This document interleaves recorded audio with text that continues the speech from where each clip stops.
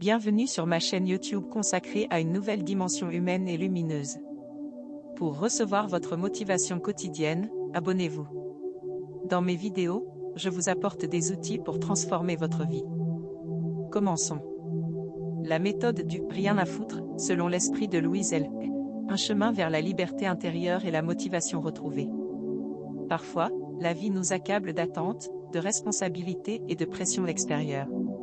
Ces poids peuvent étouffer notre joie, notre créativité et notre élan vital. Louise Hay, dans sa sagesse empreinte de bienveillance, nous rappellerait que nous avons toujours le droit de lâcher prise sur ce qui ne nous sert plus. La méthode du « rien à foutre » n'est pas un abandon, mais un retour à l'essentiel, un acte de libération pour faire de la place à ce qui compte vraiment.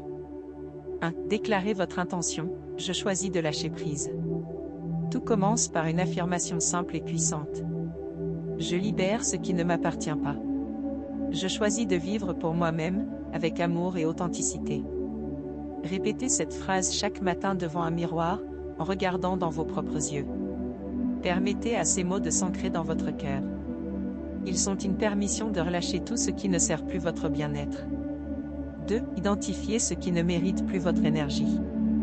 Faites une liste des choses qui vous pèsent, les obligations inutiles, les relations drainantes, les pensées autocritiques. Demandez-vous. Est-ce que cela nourrit mon âme? Est-ce que cela m'apporte joie ou paix? Si la réponse est non, mettez un grand RAF à côté. Ce sigle ne signifie pas un rejet brutal, mais une décision consciente de ne plus laisser ces éléments dominer votre esprit ou consommer votre énergie. 3. Pratiquez l'art du non culpabilisant. Louise Hay nous enseignerait que dire « non » est un acte d'amour envers soi-même. C'est reconnaître vos propres besoins et vos limites. Utilisez cette affirmation pour renforcer votre droit à refuser. Je dis non avec amour, pour me dire oui à moi-même. Chaque fois que vous choisissez de poser une limite, célébrez-le comme une victoire personnelle. 4. Remplissez le vide avec ce qui vous élève. Une fois que vous avez fait de la place en lâchant ce qui ne vous sert plus, demandez-vous, qu'est-ce qui me fait vibrer? Qu'est-ce qui me motive vraiment? Prenez le temps de vous reconnecter à vos passions, même petites. Dessinez, chantez, dansez, méditez, ou passez du temps en nature. Ces moments simples ravivent la flamme de la motivation et vous rappellent ce que signifie vraiment vivre. 5. Apprenez à ne rien faire, et à l'aimer. Parfois, la meilleure chose à faire est rien du tout. Louise Hay nous inviterait à voir ces moments d'inaction comme des pauses sacrées, où l'esprit et le corps peuvent se régénérer. Asseyez-vous dans le silence. Respirez profondément.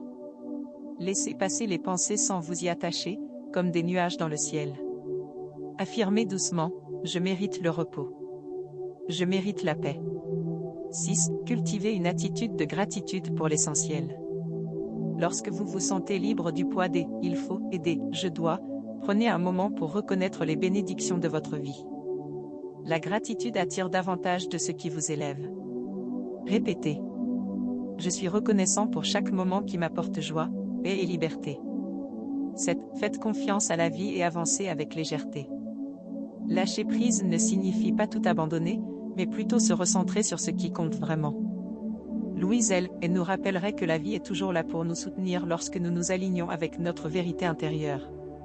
Soyez ouverts aux nouvelles opportunités et sachez que chaque étape, même minime, vous rapproche de vos rêves.